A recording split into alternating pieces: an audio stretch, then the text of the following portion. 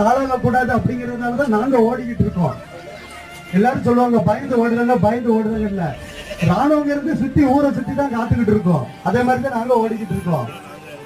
நீங்க எல்லாம் நிம்மதியா இருக்கணும். 4 பேர் தியாகம் பண்ணாதான் 4000 பேர் இங்க ஊர்ல நிம்மதியா வாழறதுனாலதான் நாங்க சுத்திக்கிட்டு இருக்கோம்.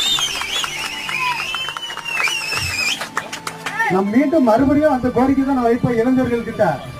ஒழுக்கம் கட்டமைப்பு அது இருந்தா மட்டும்தான் சமூகம் முன்னேறும். எதை நோக்கி பயணிக்குங்கிறத நீங்க முடிவெடுங்க.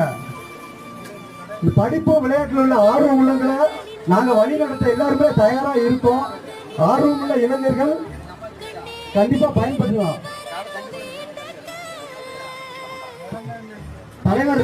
தலைவர் பசுபதி பாண்டியன் தியாகி முத்துமனோட பாதையில நாங்க எப்பவுமே பயணிப்போம். எப்பவுமே உங்களுக்கு உறுதுணையா இருப்போம். நன்றி.